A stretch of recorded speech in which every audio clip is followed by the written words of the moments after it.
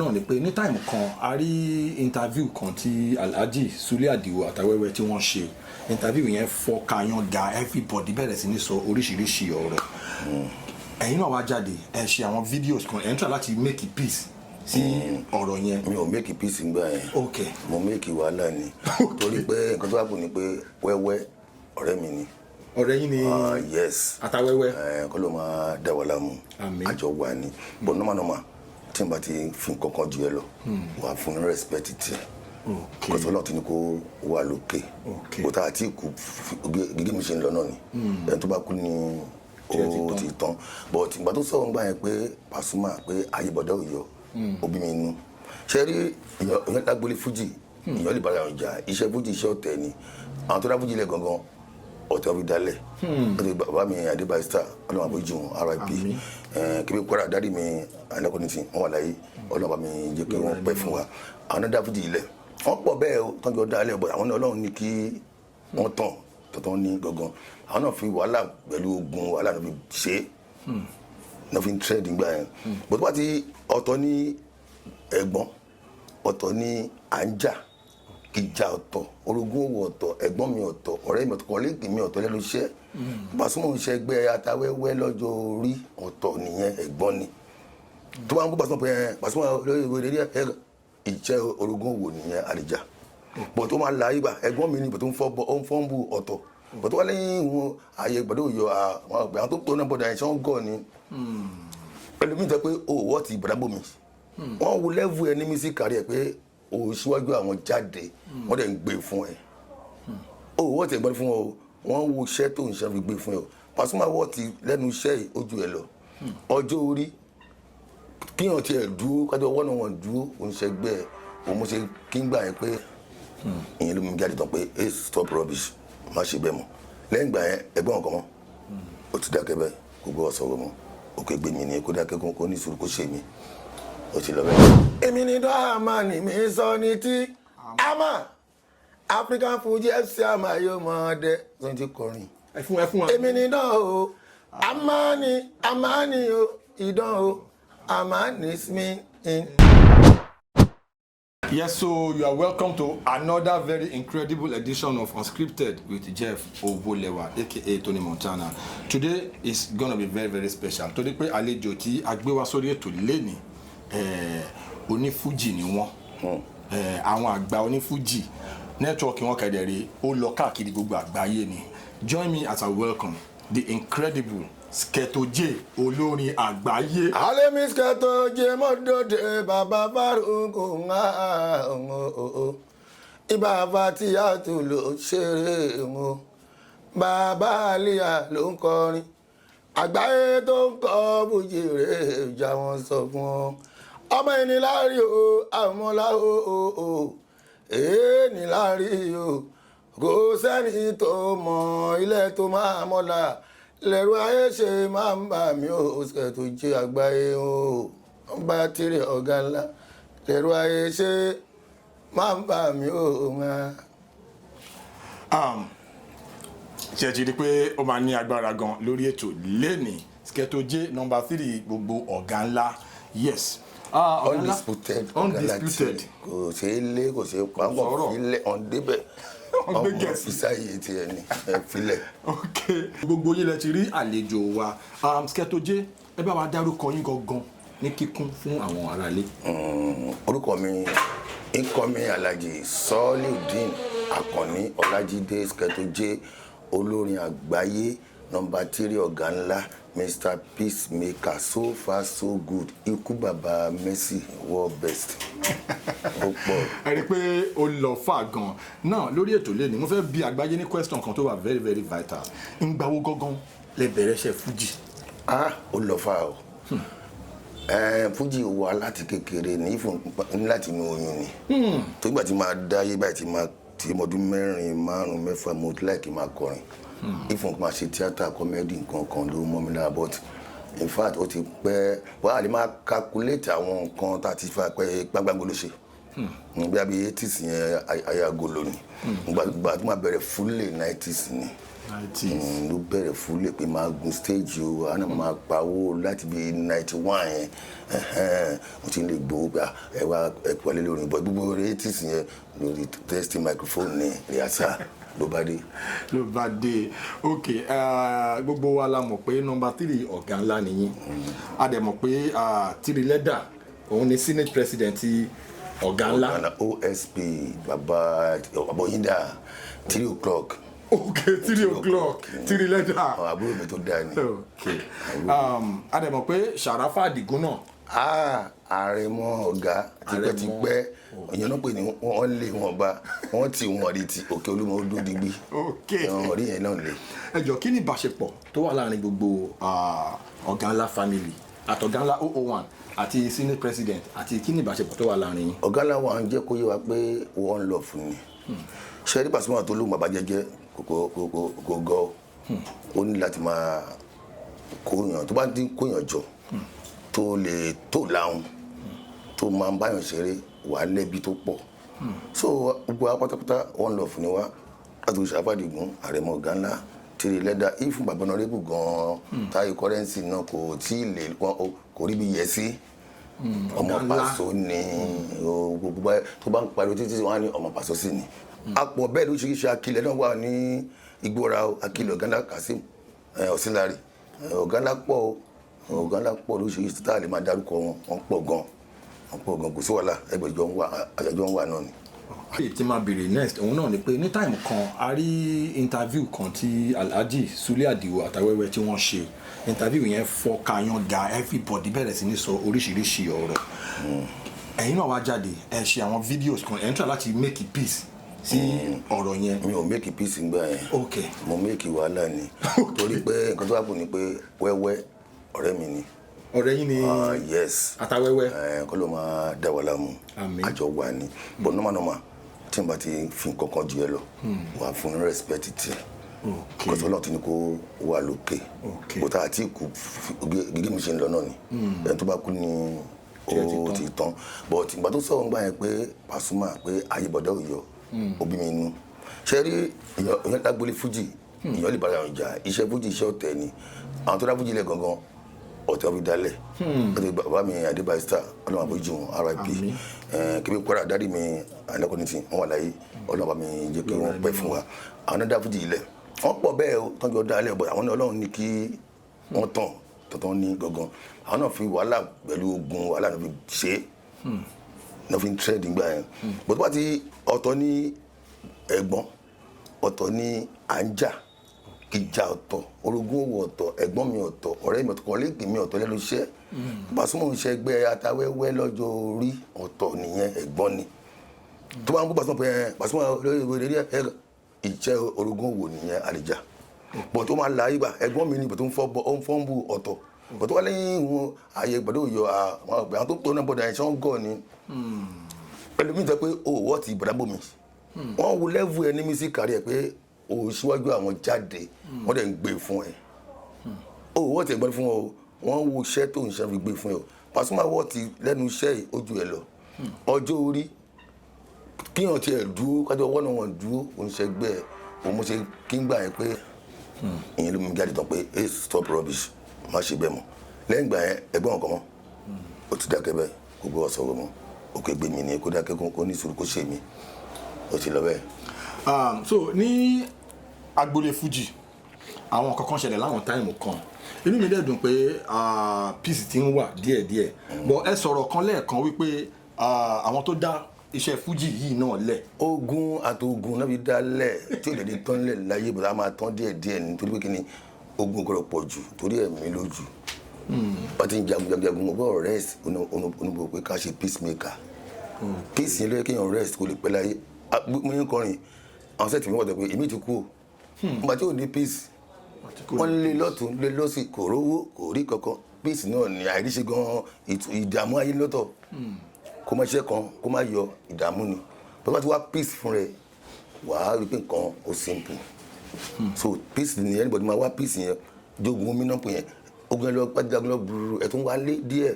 ẹ tún fún mi gbà tó bá ti lọ ń lọ ju fáfáfá ẹ níjà mi mọ́ náà ẹ láti jagun ni ọmọ àníyá attack attention ẹ tún stop ẹ tún ní sùúrù ẹ lọ jẹun ẹ sinmi tẹ́ bá sinmi ẹ má gbógun lọ bóyá wà nìyẹn àgbọ̀ gbógun lọ báyìí. Sketoje ní táìmù kan àwa tá a jẹ́ ọmọ Mushin a mọ̀ wípé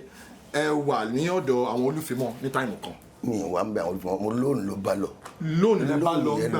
ẹ afẹ́kọ́ rojú nìkan ti dàrú gbà yẹn ogun wà gidi ogun sí púpọ̀ mọ́ ẹ dúpẹ́ ìtẹ́ balẹ̀ yìí gangan ẹ ó ti di rọrùn nígbà tó gbógi fáyàfáyà wà. mo lọ Olúfimọ́ lóòótọ́ lónìí ló bá dé ọba òní Òṣùpá Sáyẹ́dì ó ṣe díẹ̀ náà yé mi àwọn náà try because òun lẹ́kọ̀ọ́ mọ̀ pé olórin àgbáyé torí pé gbogbo ayé ló ti mọ̀ Òṣùpá lọ́ba o takọ onítàkọ ẹ kí n máa kọrin ẹ̀gán mọ́ wọn àmọ́ torí pé a gbọ́dọ̀ remember. fún àwọn tí wọ́n mọ̀. ó pè yàn ló ti gbàgbọ́ o Òṣùpá lọ́ba lójú àwọn kẹ́ni màmá ni o ó sọ pé ó nígbà o ẹ wo nígbà yẹn náà ń tẹ̀sí wọ́n lọ́wọ́ yìí wọ́n ti yọjú one love fún nígbà yẹn ó sì wà láwọn kan mọ́. ok ní táìmù kan mo máa ń sọ kankan pé Fuji music legacy Fuji music fún irú àwa tá jẹ́ fanatic fans Fuji music a máa ń gbé Fuji music sórí torí Sketoje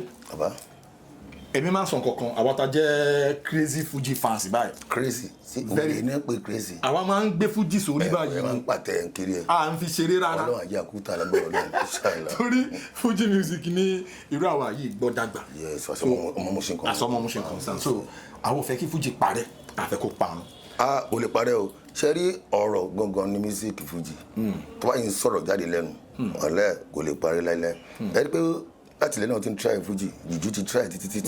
kí wàá di ọtí mi dáàdì yẹn bàbá yẹn try gan bàbá yẹn ló àtáàkì wọn pé ẹ̀yin kẹ jókòó ọ̀tún ya bàbá bísí àbátòsíbẹ̀ náà tún dé Pasuma ló wá da gbèrú pé ẹ̀yin kẹ ọ̀bọ náà dé Jàkí alámọ̀lẹ́gà náà dé àtàwẹ̀ gan fúnra ẹ̀ dé ẹ̀mí àlùkò igun náà tún bá táwọn wọlé Fuji ò lè parí láíláí a máa lọ ni. àwọn kan wá sọ pé kí ló dé tó jẹ́ pé ní táìmù kan a máa ń rí àwọn oní Fuji tuntun ṣe mọ̀ pé ní 1991 Alhaji Abbas Akande Obesere wọ́n ṣe álbọ̀mù introduction ní 1993 Pasuma ṣe recognition àwọn new artists wọ́n jáde ó wáyé pé táìmù kan wá dé àwa rí oní Fuji tuntun tó jáde bí wọ́n ṣe máa ń jáde nígbà yẹn kí ni àwọn nǹkan tó ń ṣẹlẹ̀. nǹkan tó wà pọ̀ ni pé Fuji jáde ṣe rí nǹkan tó fà ní pé ìgbà àsìkò ó ń lọ à ń tẹ̀lé nígbà kan la máa ń lo up man máa ń play kẹsẹ̀tì kiri ìgbà tó yá ó da yí DJ ìgbà tó yá ó di pé tó bá ti ní fóònù lọ́wọ́ ti dá lódò orin kókó ni pé ṣe rí àwọn aṣíwájú yẹn ọ̀gbọ̀n ni kí wọ́n kọ́kọ́ bẹ̀nu ṣe rí àwọn ẹ̀dọ́ lókè tí wọ́n ti allow àwọn tó wà lẹ́yìn kò easy ìwọ tó wà lẹ́yìn rẹ̀ ní kó tó mọ̀ wọn rẹ̀ jókòó ẹ̀jẹ̀ má ṣe ìgbéraga sí wọn ó máa tàn wọ́n ní bí ẹ̀bẹ̀ bí èmi sì tí mo ní ọ̀gánátìrì ni mí kí mi mọ àgbáyé wà ń jẹ ni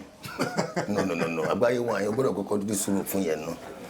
tó akọ́ṣẹ́ ò lè gba òmìnira o Ọ̀sáyìndé kí wọ́n jọ ti bèèrè wọ́n jọ ṣerú pàṣípà o wọ́n ṣe pákà o wọ́n fẹ́ gé nìyí o agbára tẹ́wọ̀n ẹ̀ ṣòro fún yàn kò yí sí o gbogbo ẹ̀ lọ àwọn aṣíwájú wa lè máa bẹ̀ kán jọ kán ṣe àlá o kán fi wọ́n ju okùn yẹn lẹ̀ tiẹ̀ sí okùn tí ìjùlẹ̀ wọ́n sì ó díẹ̀ kán jùlẹ̀ kó tó fà wá láwọn gan nìyẹn onífíjì pọ̀ tó ń kọrin bọ̀ tọ́wọ́n bá fọwọ́ sí kó jáde ó lè àwọn kọ́ lọ́wọ́ bọ̀ àwọn ló ń tò àwọn ló wà ń bẹ̀ àwọn là fi síbẹ̀ for now. ẹ jẹ́ kí n analyse kankan fún àwọn aráalé torí akitiyan people like Dr. King Saheed Òṣùpá a rí pé wọ́n ń ṣe akitiyan láti rí pé gbogbo àwọn ọmọlẹ́yìn wọn àwọn bíi Àkànbí Òṣùpá àwọn bíi Sadidan 2 Idris Aloma Alani Messiah a rí gbogbo àwọn guys yẹn tó yẹ pé Kingi wọ́n push wọ́n try láti push àwọn guys ẹ̀ ṣe dáadáa in their own right a dẹ̀ rí ọ̀gá ńlá náà táwọn náà people like you people like Tiri Leda recently Tiri Pẹ́yẹmí Federal náà tún ti darapọ̀ mọ́ ọ̀gá ńlá Ṣàràfà Àdìgún Àkànbí Wasba Arugumasa ọ̀nà wà ń bẹ̀ ifo múrí náà wà ní gbọ́ra múrí Paso Igbóọrà pẹ̀lú Ọ̀sìnlárí ọ̀gá ńlá lòun Akilẹ̀ wọ́n pọ̀ ọ̀gá ńlá pọ̀ gan. kí ni ìbáṣepọ̀ tó wà láàrin àwọn tí mo dárúkọ yìí ṣe mọ̀ pé àwọn tó Olúfimọ́ then àwọn tí ẹ̀yin tẹ́jẹ́ bíi ìtọ̀gá ńlá kí ni ìbáṣepọ̀ tó wà láàrin yín. ṣe ni pé ọ̀gá aṣíwájú ogun ti bí wọ́n ń jagun lọ wọ́n wá pèrè hàn pé ẹjọ́ àméjì o wọ́n ti wá peace pé àjàmọ́ o àdókò lẹ́yìn kékeré máa ṣe. everybody máa. mo ṣe rí nìyẹn Pasuma Òṣùpá one love kí ló kọ́ mi àti jàmọ́ ẹ̀tọ́ ẹ̀fẹ́ jà fún náà ti ní òun ò jà mọ́ Pasuma ó jà Òṣùpá ó jà kí ló fẹ́ kíyà fún kí ló fẹ́ fọ orí ẹ̀ tó fẹ́ yí fún jà tó fẹ́ jà lẹ́yìn kò sẹ́ẹ̀tù ẹ̀mí ká tó bá wà. bẹ́ẹ̀ni kátà bá wa ṣe am again Olúfìmọ̀ plus ọ̀gá ńlá is equal to one love so wà láwọn kan. tábà máa ka album ní méjì bí album mélòó lẹ ti ṣe àti pé album wo lẹ ti ṣe báyìí bí ó ti wà lórí gbá bí ó ti wà lórí streaming platforms. first record ní 97 ni mo ṣe that determination ní first record mi so mo ti ṣe àwọn kan mìíràn kan títí bọ́dí tó wà ń ta lọ́wọ́lọ́wọ́ ìtìrẹ́rẹ́ àṣẹ fún mi re entertainment òun ló gbé jáde òun ní so far so good ó wà lórí audio mark YouTube táwọn èèyàn ń gbọ́ lọ́wọ́ báwọn tí gbọ́ tó afẹ́kàn gbọ́ torí pé kí ni afẹ́ súnmọ́ káánà tẹ tó bá gbọ́ dáadáa a lè gba Grammy o ó dẹ̀ súnmọ́ Grammy lọ́wọ́ àdẹ̀dẹ̀ di Grammy wọn lè ti gbọ́ tó ẹlẹ́kọ̀ọ́ bá lọ download ẹ̀ ká lè gba Grammy. ẹ̀yin tí wà nílé ẹ ṣáà ti gbọ́ bí Sketto J olórin àgbáyé bí wọ́n ṣe sọ ọba tíri ọ̀gá ńlá undisputed ẹ máa fi sí kò sí yọ fílẹ̀ ni ẹ má gbé gẹ̀ẹ́sì. wọ́n gbé sí ẹ máa ń fà yà sometimes. ó máa fà ẹ ti gbọ́ wọ́n yẹn sọ pé album àwọn so far so good ó wà lórí streaming platforms lórí audio mark ó wà lórí YouTube ẹ jọ̀ọ́ ẹ lọ máa fà á já ẹ máa fà já kó fà dáadáa kó fà kó tó ra wọn tó bá ti já kó ń ṣe tó kó pé mọ́ wọ́n yẹ kó já kó kàn fà kó tó ra wọn kó lè make sense. ok ẹ jọ̀ọ́ ní àwọn táìmù kan nígbà táwa ń dàgbà gẹ́gẹ́ bí ọmọ Mushin tó máa release album nígbà yẹn a máa rí pé orí títì èrò á pé èrò máa ń pé sórí títì a máa jánu báyìí. àwọn fóònù ti gba àgọ́jẹ fóònù ni. kí ni ìyàtọ̀ láàrin táìmù yẹn tó máa ń release album tá máa lọ ń rà lórí títì àti ìsìnjẹ́ pé orí streaming platforms internet kí ni ìyàtọ̀ kí ni advantage kí ni disadvantage. ìyàtọ̀ tó wà ń bẹ̀ ni pèsè nígbà yẹn wọ́n máa lẹ pósítà olórin mi tán rírí wọn kò fi ṣáàtì yẹn púpọ̀ rí pé pósítà yẹn lè wọ́n ti lẹ gbogbo òlù tìlù ẹlòmíì ò ní fóònù lọ́wọ́ nílùú àwọn gbogbo ọ̀rà míì tí wọ́n wà nílùú kọ̀ọ̀kan fóònù wọn nídìí sí mẹ́kàn dá cd ẹ̀ padà kó wọnú ara wọn wọ́n yẹn release cd kọ́ máa wà lórí online náà àwọn ẹlòmíì fóònù tó gbẹ́lẹ́ ní kò mọ̀ wẹ́ẹ̀ kò lè operate fóònù ó dẹ̀ fẹ́ gbọ́ record bó tó wá fún wọn ní album yẹn cd yẹn inú mọ́tò ẹ̀ àfùsí báyìí pálí yẹn wọ́n máa rí ọdọ dàbí ìpolówó ni ewéléwélé wọ́n tún wò wọ́n lọ ra tiwọn but méjì yẹn kò gbọ́ ọ̀dọ́ àwọn lọ́wọ́ olùfàjì tí Fuji fi lọlẹ̀ nìyẹn ariwo yẹn ò tó mọ́ ariwo online ọ̀tọ̀ ẹlòmíì tẹ́ ń wo online ibi tó online dé ọ̀tọ̀ sẹ́mi tí ó lọ school ló fẹ́ wọ online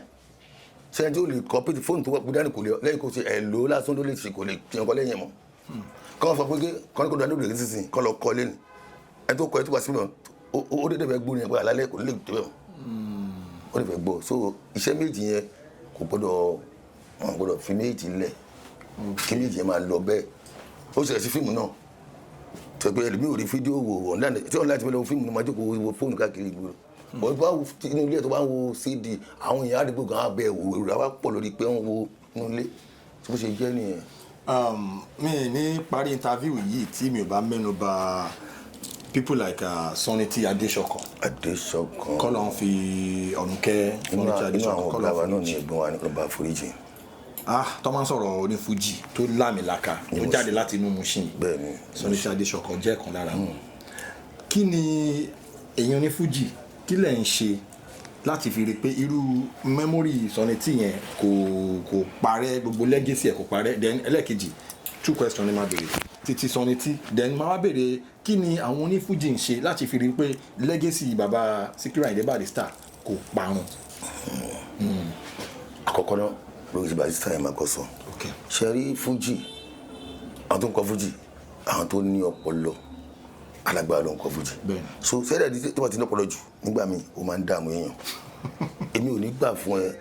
ò ní gbà fún ọ náà so ẹ bá ní kàṣẹ mítìn sí ẹnu ò lè kó bòun kálukú pẹ̀lú àwọn pẹ̀lú àwúlò fún kó máa ṣe tiẹ̀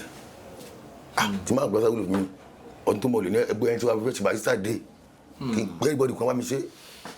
mo náà ti jẹ náà fẹ́rẹ̀ wá alẹ́ ní buwa ká ṣe wọ́n lọ kó ká ṣe níbì kan náà ní sílẹ̀ mọ̀ká lọ ṣe bẹ́ẹ̀ ìfẹ́ yẹn la máa kọ́kọ́ wá ná èmi ọ̀gá yẹn kákọ́ bí yẹn lẹ̀ pé ẹni sínú mi ká gbà fún ó máa easy fún wa ti Barrister nìyẹn lọ́wọ́ àforíjì wọn because àwọn là ń jẹ ẹni tẹ́wọ̀n pẹ́sà tó kú ẹni tí máa ń fún ẹ̀sà lówó ní every month kò pọ̀ ìgbà kó fún lọ́rùn o ṣe sàrà fún aláìní fún wọn torí ẹni tó yẹ ká máa jẹun lélẹ̀ ó kọ fújì lọ London ó lọ Amẹ́ríkà ó kọ́lé ọ̀lẹ̀ ẹni tó dá fújì yẹn lẹ́yìn gan barista ni a gbọ́dọ̀ máa ṣe nǹkan yẹn fún wọn ìyẹn ọ̀tọ̀ tí Amani Sunday tour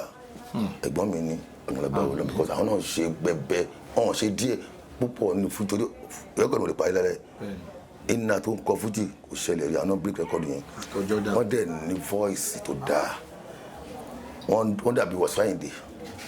but ọmọ Ṣínà Àkànní ni wọ́n ààrẹ Olúnlá ló train wọn but ó lọ mú voice Wasiu Ayinde bó ṣe kú yẹn inú mi ò kí n dùn ti máa ń òpè àfẹnì tí àwọn ọmọ wọn sì wà láyé o ẹ̀kan pẹ̀lú àwọn ọmọ wọn yẹn kan ṣètò fún wọn irú rẹ́kọ̀dù wọn tó wà ń ta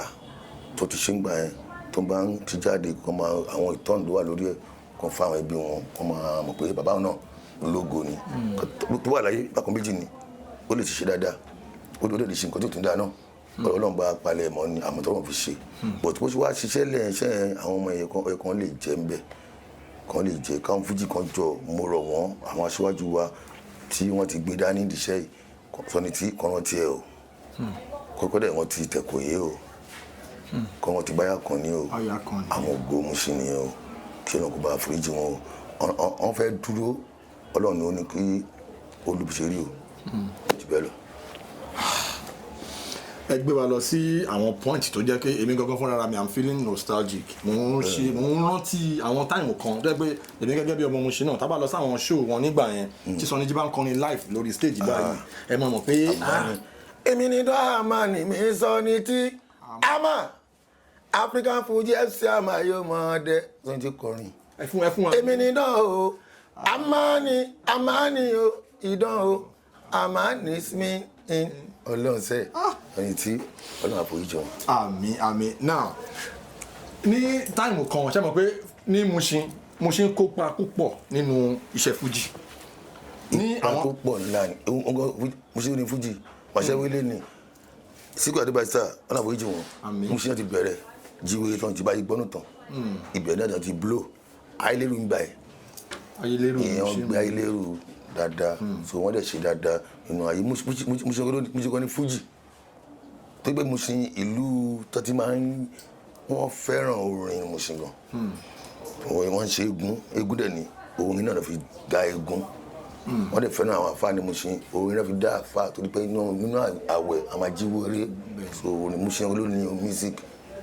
kọ́nà kó ṣàánú wa Mùṣín ló ní music adẹ̀ ń jẹ́ àǹfààní Mùṣín yẹn náà because gbogbo star tó wà láyé ìsìn Mùṣín náà kiri barista Mùṣín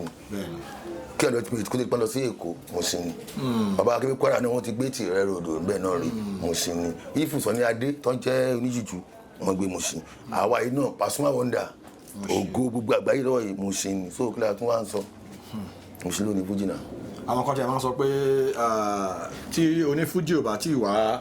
pay homage sí Mùṣín kò tí mọ tó ń ṣe kò tí gba signation aṣọ ṣiṣẹ́ kọ́ńdà fún náà ní Ìbàdàn méjèèjì yẹn o tí mọ ó bá ti ṣe méjì yẹn o tí lè win gbàgbà bọ́ fọ́sà àbùtán Mùṣín àlọ́gbà second half ní Ìbàdàn káyé lè rí ẹ. ó lọ fún àgọ́ Ọlọ́run inú mi dùn tí mo bá yín sọ̀rọ̀ ní orí ètò lẹ́ni kí ni ìbáṣepọ̀ tó wà láàrin ẹ̀yin àti Alhaji Taye Currency. Currency ọ̀rẹ́ mi gidi ni o in fact Alákàndé Bàbá Honorable Adébísí Alhaji Rashidi Àkàndé Currency one Adébísí Bàbá Honorable in fact my good friends ọ̀rẹ́ mi gidi ni but Ọlọ́run má jẹ́ kí a ní problem nǹkan tó lọ kọlu pàṣípò tó kọlu yẹn ló mú mi àtàkì ìpè ó ṣe lè jẹ́wọ́ ló máa sọ story fún ẹ̀ńtọ́ ẹ ìyẹn tó jẹ́ káyé rí ẹ tó bá tẹ̀ ń sàṣì ẹ náà tẹ́pẹ́ ìdáyé ló bá ṣe náà ní báwọn sọ̀rọ̀ kan fi ẹ lẹ̀ kọ́ má ti ẹ lẹ́nu tó máa aláàánú tó náà wọ́n ní pààyàn sọ́yàn pàmàpà láàánú ẹ onígbèrágà sọ́gbèrágà ṣe má ṣe gbèrágà ṣe tó máa ṣàánú ẹ ẹni tó máa ṣe nǹkan sí tó máa ń tó pé wá ń bí ìtàn rẹ́kọ̀dù wà nílẹ̀ fún ẹ̀wọ̀n níjó lọ nǹkan tó ṣe yẹn lójú tó ń ó lè right but kékeré má dìwà ó fẹnu kọ níbì kan ni lọ́dọ̀ Pasuma yẹn ayé wá dìde pé o lè lọ kálí wọ́n ti wá mọ̀ ní ẹ má bínú I'm sorry kò lè tó yẹn náà ní ìgbà kan Pasuma wọ́n ṣe ọkàn àwọn Màláíkà fans wọ́n béèrè Pasuma pé why tẹ́ wá sí pati Màláíkà tó ṣe ní ìjẹta Pasuma ní Màláíkà is my boy ẹ má bínú àwọn ẹni wọ́n bọ́ ike wọ́n dé àbúrò Paso òtún yá ọjọ́ kẹta wá bẹ̀ òtún ní I'm sorry Mọ̀lẹ́ka fans club ẹ má bínú dé ní lọ́dún yìí sìn Mọ̀lẹ́ka tó ń jà fún gbáyà pé kíní kan ó sọ pé Pasuma ẹ̀gbọ́n òun ni ó lè gbá òun nínú àwọn ní ọjọ́ orí ó jẹ́ òun ló clear fáwọn fans pé kò lẹ́nu iṣẹ́ àjọ wà níbọ̀ ní ọjọ́ orí yẹn ó wà ń bẹ so yẹn máa ń ṣe nǹkan tó bá pọ́n aṣíwájú lé o pọ́n rẹ̀ lé ni má pa ẹ̀tọ́ fún bàbá ẹ̀ kò dáa òní ti kọ́rẹ́nsì nìyẹn bóta adé ti bá awúyé ló dáa òun náà ti gbọ́ sọ́tọ̀ bìlà ti fún dẹ̀ ti gbà fọlọ́n pé ọ̀gá àwọn ní Paso kò ṣe yẹ ọ̀gá ẹ̀ ni bó ṣe mo máa bá lọ́n ti ẹ̀ nìyẹn sọ́yìn tó yẹ Barrister tó fi kú kò lè yẹ òun rí yẹn ìṣe torí pé kò ní kó má ṣe olóore tiẹ̀ ẹ ó Pasuma tó wá nígbà sọ́yìn rèé ó máa kúnlẹ̀ ó ló fún lórí tó ń kọ́ ni ó gbà pẹ́ni tó ń bá wájú ní mẹ́ńtọ́ tó ń tẹ̀lé nìyẹn ó lè fún lọ́wọ́ èdè lọ́dọ̀ ìṣòro èdè ní orílẹ̀ òkú lára ẹ̀ bó ṣe kó wà nìyẹn. Tiwa abala tí adé báyìí òun là ń pè ní famous phone call àlejò wa wọ́n máa wo orí fóònù wọn wọ́n máa pe ẹni tó popular bíi tiwọn wọ́n máa bá wa sọ̀rọ̀ lórí ètò ta lè máa pè fún wa. ẹ já pé Yakuwan Isalabi Mẹ́rìndà olórí ẹbí aláìlúwa torí fáfà sí sinmi náà ni wọ́n máa ń sọ káàkiri bá ṣe tó jẹ́ òmìnira ẹ máa jọ máa rí wọn ṣáá ní kí ló dé. ẹ bá wa pè wọn. iná pa ifá o Ọ̀rúnmìlà bá gbọ́mọ rẹ gbọ́ ọ̀nà fẹ́ pè yìí o kọ́lọ̀ ń bọ́ àṣírí. àmín. so ẹ rí i pé orí ètò lẹ́nìí ó máa kẹ̀rẹ̀gẹ̀dígẹ̀ yẹ̀sọ ó máa hot ó máa sizzling hot àlejò wa máa pe Mẹ́rìndà Isa Mẹ́rìndà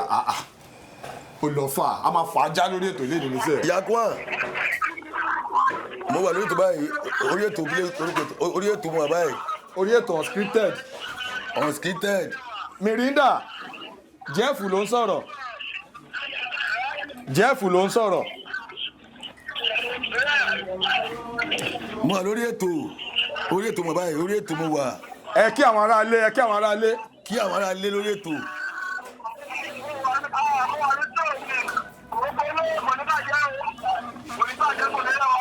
àmín. kò sí wàhálà ẹ ṣé gan apèyìn ẹ jẹ́ wa ẹ ṣé gan thank you. okay. yes so ṣe ti rí pé famous phone call àlejò wa Sketto J olórin àgbáyé ọ̀gá ńlá fìdí wọn ń gbé Gẹ̀ẹ́sì undisputed. wọ́n máa ń pẹ́ bẹ́ẹ̀ lẹ́ni. wọ́n gbé Gẹ̀ẹ́sì gẹ̀ ń fàyà. okay ń fàyà báyìí. ẹ rí i pé wọ́n pe Mẹ́rìndà lórí ètò ìṣẹ́ pé ó lágbára gan-an. Sketto J gẹ́gẹ́ bí iṣẹ́ tá à ń ṣe iṣẹ́ onífíìmù ni iṣẹ́ onífújì ni ẹ mọ̀ pé iṣẹ́ ayé ni. kí ni most challenging experience yín tó jẹ́ pé bóyá ènìyàn ṣe kíní yẹn fún yín ni àbí kankan yẹn ṣẹlẹ̀ sí yín tí ẹ lè gbàgbé mọ́ láyé ẹ sọ fáwọn aráàlú. ó pọ̀ ṣùgbọ́n nǹkan tí mo kàn lè sọ because ìjọ kan táìmù kan wà ní 90s yẹn àyè sáré pé a fẹ́ ṣe rẹ́kọ́ọ̀dù káà náà ṣe rẹ́kọ́ọ̀dù mo wá ní ìmúta kan wọn ló ń bá ń gbà ní mo ṣe a máa ní wá lọ́la mo fi oṣù mẹ́fà rìn ibẹ̀. tẹ́ ń para. adérẹ́bùdé kò ṣe kẹ̀kẹ́ nígbà bá mi níjẹ́ gan-an bó ìgbà tí mo wá ronú jẹ́ títí àwa ṣe ṣó kan níjọ́ ńlá nípele kánífà ni ìgbà tó wá parí ṣó yẹn ọjọ́ kejì wọ́n bẹ̀rẹ̀ kan ní bendus nípele níta táìsì ni ó wá ní kí babaláyé níbi tàbí sọ̀rọ̀ wá ní kí n wá pè mí ó ní àwọn ló pléyà náà pé mo ní bẹ́ẹ̀ ni sáà ó ní wọ́n lè dẹ́pọ̀ gan try gan ó ní but o kì í mú gbó mo ti mo ní bẹ́ẹ̀ ni ó ní ó dẹ̀ ń kọ́ ní bá ó dà rí mi lọ́la mo lọ́ọ́ lè rí pa lọ́fíìsì ọjọ́ kejì ó kàn ní ṣé wọ́n ṣe rẹ́kọ̀dù ni mo ní bẹ́ẹ̀ ni ó kàn ju owó sí mi ní 50 naira bẹ́ẹ̀ kan gbà yẹn 5,000 naira ni exactly owó studio gangan ni owó studio gangan lójú sí mi yẹn mi lọ sanwó sí òfurufú mi ni mo ṣe first record mi nìyẹn tí mo ti wá gbé fún àwọn tó market yẹn gbà yẹn so nǹkan yẹn ó bá mi ní jẹ́ gbà yẹn gan but another day padà tún dáa náà ni ọjọ́ kan náà wà tí mo bẹ́ play lẹ́kọ̀ọ́ ní ìsàlẹ̀ èkó a máa ń play bẹ̀ jọ́n play àwọn ṣùgbọ́n àwọn ọ̀pọ̀ iṣẹ́ ní àgàrà o lágbélé ọ̀yà iṣẹ́ yẹn a máa ń fi truck tì ní èmi àti mbà olóṣùn Panama Yusuf àwọn ọ̀rẹ́ mi ni wọn àwa ti iṣẹ́ yẹn bọ̀ àti ìjọba yẹn ni òjòjò dẹ̀rọ̀ àpòdébẹ̀ náà wáyẹn ni láti àgàrà òwúrọ̀ tí ń ti iṣẹ́ bọ̀ àlọ́sọ́jọba ní ẹ̀bùté ìrora àti lọ sí àlọ́ sí sáìdì pèlébúrà yẹn láti ń lọ kọrin. kí lẹ fi ń tì. ọmọlanke ni àrùn pamọ́làgbọ́n àti àrùn mọ́tò àdìbẹ́ kọrin iṣẹ́ ìgbàgbọ́n iṣẹ́ ìgbọ́n àti fún ọ lówó pé ajẹ́gbèsè ó kàn dànù lẹ́kọ̀ọ́ wọn ní gbáà ìsúnmọ́ ti dalẹ̀ ní wọ́n ṣe máa kọrin yìí lábàá ètò ọlọ́ àti wọ́n á tó fúnra wa àwọn adé tàbí ẹ̀kọrin àti wọ́n tó mí lọ wẹ̀ nílé òtún táìmù sí lọ nǹkan tá a sọ pa sọ̀nsẹ̀ tó ń kọrin ṣe rí àpá ó ta gba àti ìpawó àwọn ìwò súnmọ́ àwọn ìwà pé àwọn ìwé nǹkan wọn wà bí wèrè ni ìwọ lọ ṣe iṣẹ́ ìlànà ìfẹ́ ṣe báyìí lẹ́kọ̀ọ́ náà mo ṣe jọ́ǹpù ní Mushin àwọn absin gbà yẹn àjọ máa ń wà ní pápá iṣó báyìí gbọ́kàn wọn gbà yẹn mọ́ndíà mi ní wá ní sẹ́dọ̀jẹ́ ó ní iṣẹ́ tá à ń ṣe òun ò ṣe mọ́ mo ní lóde ó ní àárín kankan pa pé òun ò kí n kó máa òun bá ṣiṣẹ́ mọ́ lé ìfúnlẹ̀ mi kí ni ẹ̀wù kì í pè sáà lé kò tọ́dún mẹ́ta gbà yẹn ni mo ṣe kọ́ọ̀dù tó bá mi gbé inú ya dùn pé gangan tó bá ṣípa yóò ráyè so àwọn kò tó gbà mí níjọ́ pọ̀ gan bọ̀ táwọn kò tó gbà wọn sọ náà òun àbí ìfìyàn náà ọlọ́run adúpẹ́ ọlọ́run ṣálẹ̀ ni adúpẹ́ ọlọ́run. alihamudulilayi kí ni nǹkan tó dùn mọ́ yín nínú jù. níjọ́ tí mo kọ́ wọ nílẹ̀ mi studio tí mo kọ́ ni pé ṣé kan tó ń pè studio ilé inú mi dùn ẹlẹ́ẹ̀kejì níbi mo kọ́ wọ plane láyé mi lẹ́sìn mi lẹ́yìn ọlọ́mọ ilé iṣẹ́ mu ni mo wọ plane mo ní ṣe plane èmi ò gbé plane tí máa wọ bẹ èèyàn máa kú ni ọkàn mi ò tiẹ̀ balẹ̀ ìgbà tí mo wà bẹ́ẹ̀ gan mo ní ìyẹn inú mi dùn nǹkan méjì tó dùn mí inú mi dùn gan nítorí ẹ̀. ẹ bá wa fi orin kí àwọn aráalé kẹfì yé àwọn fáǹsì nísì. ṣe ìbálòrò òpinlẹ̀ dá o ọlọ́run ọba ti jù wọ́n lọ òkè àgbà tán sọ́pà wà ò nílẹ̀gùn o adébẹ́ àti ìgbà ìrẹpẹtẹ ẹ wò sí ọlọ́run bàbá Jeff ọ̀tá ṣe gbé gidi náà tó gbé wọ́n ti là abẹ́ orí wọ́n wá gbé àáké ọlá nílẹ̀ o wọ́n fẹ́ kí àlà wọn ò ní lára o Olúwa jẹ́wọ́ agbára ẹ̀ o ṣẹ̀rù bá wọn fọ́rọ̀ mi ṣèyanu ṣe bálárò pinlẹ̀ dá o ọlọ́run ọba ti jù wọ́n lọ òkè àgbà tán sọ́pà wà ò nílẹ̀gùn o adébẹ́ àti ìgbà ìrẹpẹtẹ ẹni lórí ń fọ́ èèyàn tó lajú ẹ̀ sílẹ̀ ṣàlójú ẹ̀ máa tì o ẹ̀yìn máa pè wá lọ́mọdé ìbá fárúkù ẹ̀yìn máa pè wá lọ́mọdé o mo ti wà sóní yẹn níbo lẹ́yìn lọ níbo lẹ́yìn tí ń bọ̀ àwa ń bọ̀ láti èrè àwa lọ sáàgbó skẹ̀tójé afẹ́lọ́gbórin tuntun lẹ́nu àgbáyé o àtòrin àti ìlú lẹ́nu bàbá lẹ́nu bàbá Mercy ti ń forí jẹun kò sírò àná bímọ o ọmọ Ọlájídé àwọn ìrú Jésù mọ́ o Jídé skẹ̀tójé ọmọ èèyàn ló lè ní ọlọ́run ló lọ́la ìṣòro lé ayé mi bẹ́ẹ̀ ló bá wà níbi àníbòdíjọ́ kan á sùn lọ apáyín kó tó tají máa ti là máa lò kó dẹ̀ tó sọjí máa ti làlùyọ máa ti là kó tó jí àmín ayé wa mi kún lórun ni ó sùn ìfún ṣọgbà múra kó tó lè máa jí wọn ẹ̀yin ò tẹ́ wá káyé. ṣé ẹ ti ṣe fíìmù rí ni àbí bò nítorí mo lè pé ẹ fọ́ ni. àní abínibí ni fíìmù tèmi àkàndá lè mi ṣe fíìmù tèmi mi ò tẹ́ ní àkàndá náà ni jẹ́fù ọlọ́ṣàánú wa akọ̀ngúdù ọlọ́run àfọ̀nùkẹ́ ẹ̀gbọ́n mi ní ìjọkọ̀ lórí pé sẹ́dọ̀gẹ́ wà lọ́wọ́ àti fíìmù adébẹ́ táìmù lọ bàbá yìí ẹja wà láti pè fíìmù ṣòro ṣe wọ̀ yìí sí tó bá múra ọlọ́run ṣe òṣèré eré fíìmù ni àbí màá fi sáàmì lókun bọ̀ fújì òní burúburú wá sí jọ́ǹpù wà á kọ́dọ̀ oúnjẹ náà fíìmù tó bá ní star tiẹ̀ gbé ọlọ́run yìí ti wá gbé o àmín o jẹ́ ẹgbẹ́ ọlọ́run ṣàṣìlá o àmín àṣẹ ṣe èyí tó tẹ̀ wá yìí sì da gbogbo income artist àmì ọ̀nà kan wọ́n jà ló mú tẹ́lẹ̀ tó ṣe kí tó ṣe wẹ́dà ló ṣe kókó kọjá yìí àti iná tó jù lọ́wọ́ wà á máa ṣe wẹ́dà wà á máa ta kínní ní mineral tútù à balance torí wà á ti gbọ́ gàgàgàgà àwọn àmọ́ kí lẹ fẹ́ á lè máa ṣe kínní fún ọ pizza ìrọ̀ ló bá dé bẹ́ẹ̀ orí náà tó ń gbiná gidigidi iná wẹ́dà ó lè wà jóná kò dáa. ṣé ẹ ti lọ ṣe eré ibì kan táwọn ọmọ táwa dé ó di gbàgbà. ìyẹn ló pọ̀ ju ṣẹ́rí ẹ ṣe experience pẹ̀lú wa. nígbà kan abáníṣó báyìí ìwádàgbọ́ báyìí inú àdúgbò wọn máa pọ́n ilé àódé o eléré wa dé o ìwádìí lọ ní ìdajì òjò kúta kòjò ògùn náà fi ṣe ní gáràjì kí ló dé tí bá wá pọ́n yín lé wa rọ̀ wọn fẹ́ gbọ́ bẹ́ẹ̀ bẹ́ẹ̀ lù ẹ pé kọ́ńtẹ̀ lù yẹn gan ní start wọn kò yé mi wọ́n bọ̀ nínú lórí yẹn pé lánàá àwọn lálù Pasuma ni elilu ba de dade eli yẹn Wàsíù Eli ọ̀rẹ́ mi ni o nìbàdàn lọ́rọ̀ yẹn olùdó Pasuma mọ̀ ní wọ́n lu ẹ̀gbọ́n mi ló lu yìí kò dáa kò kàn òun fẹ́ ní sáà ni ó lè lọ àìlé gan kí n tiẹ̀ kò mọ̀ ń pa ẹ̀ nílò kan ní fún bó ṣe wà nǹkan ilé ayé pọ̀ fújì iṣẹ́ fújì iṣẹ́ ẹ̀wọ̀ sí ni ọlọ́pàá àṣọwádé yẹn ni iṣẹ́ tí ò lára tó máa fojú gbé alágbé ni ẹni tí ò tó ẹ̀gbọ́n á pín bọ̀dà tó bá gbọ́ báyìí lọ́jọ́ orí ẹ̀ wá ní ọdún parọ́ ni tó àwọn tí ò tó ń gbà náà jọ ń sọ rẹ̀ tó fẹ́ leave àná náà fún àwọn alọ́rẹ̀ ọ̀hún ẹ̀wọ̀ sáyẹn nígbà tó nù 40 wọn ní ọdún pa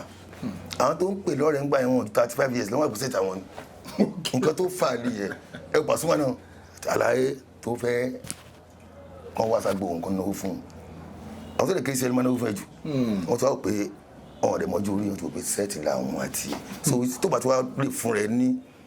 kí Ọlọ́run bá ṣe dáadáa fún ẹ kò nínú owó tó bá lóló ayé òǹpẹ́ lé o tó bá dìpọ̀ Ọlọ́run bá ṣàánú ẹ wà proof ọjọ́ orí ẹ̀ báyìí mo tó tó o mo ti wà sóò mo tó wà torí kan jẹ́ níbẹ̀ ni o àwọn àsọdọ̀ òrèwó náà á sẹ́ẹ̀dì wèrè ni ọlọ́mọdé aláàmúnú ayé. àmín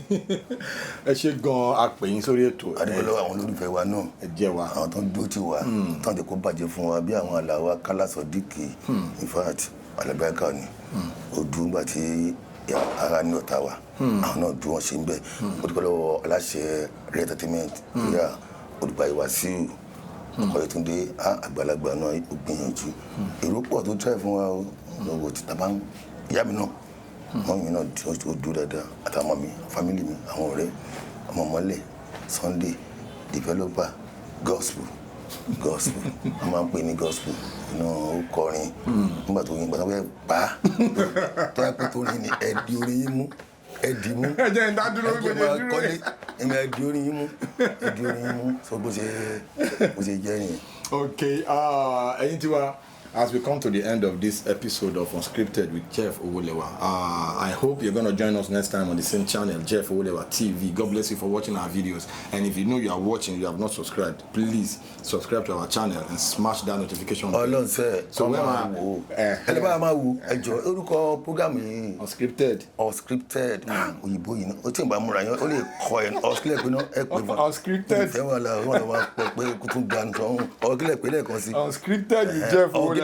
Unscripted. ẹni bá máa wò ó òun ló lè pè é. Èrò ẹ máa sẹ́ ti pé lẹ́ẹ̀kan ẹ̀ tuntun pé. Unscripted with Ọlọ́run Jeff. kì í rí pé àmì lẹ́bẹ̀lẹ́bẹ̀ mo rí pé mo pè gbé àpègbè ni. Kò dẹ̀ ní kọ́ yín lẹ́nu. kò kọ́ lẹ́nu mọ́ o ti lọ ní Unscripted lọ ní ẹ máa lọ́wọ́ wò Jeff ló ní Owolewa Jeff olóògbé sílẹ̀ ẹ máa wò ọ̀fẹ́ kọ́ ló bá ti tẹ̀ o ti wọnú ayé nìyẹn o ti já owó ẹ o wá jẹ owó ẹ sí rere sọlá àlùbáríkà o ti fi ń wò ní fọ́ àárín ò ní ṣẹ́yìn o ẹ tí ò rí nǹkan jí ò ní ra káàdì sí fóònù ẹ ti gbà ń pa dátà owó kò ní dátà kẹ bọ́ọ̀lọ́run àṣewò fún wa lẹ́gbẹ̀ẹ́ Ọlọ́run àníri ìnira o ẹni bàbá Unscripted with Jeff Owolewa. ẹ pé àwọn social media handle yín TikTok yín Instagram yín fáwọn ará ilé kan ọ̀rọ̀ máa follow yín TikTok yín kílẹ̀ sọ sí olórí àgbáyé òun náà ní Skẹ́tò J lórí àgbáyé tó wá kékeré lórí ẹ̀ o ti wọnú ayé lọ nìyẹn ayé ò ní gbé wa lọ́gbà Ọlọ́run àmọ́ àgbáyé ayé àgbélà ni so o ti wọ nìyẹn gbọ́dọ̀ sí kí náà Facebook náà òun náà ni Skẹ́tò J olórí àgbáyé náà ni Instagram náà Skẹ́tò J olórí àgbáyé ló tún wà lẹ́yìn Instagram náà tó ń ṣe TikTok Instagram Facebook òun náà ni Skẹ́tò J olórí àgbáyé náà ni ẹ̀yin tiwa àkọlé ẹni pé òun náà ni bó adémùsí náà òun náà ni mo dé Amẹ́ríkà òun náà ni ó ti lọ. ẹ̀yin tí wọ́n ti gbọ́ bó ṣe ń lọ feel free láti lọ follow wọn lórí Facebook Skẹ́tò J olórin àgbáyé follow wọn lórí TikTok lórí Skẹ́tò J olórin àgbáyé ẹ tẹ̀lé wọn ẹ bá ti tẹ̀lé wọn a tẹ̀lé yín. online ẹjọ wa a máa jẹ́ bó ṣe wà ní. back to back Jeff Owolewa lórúkọ mi. I will see you on the other side. Peace. Hard.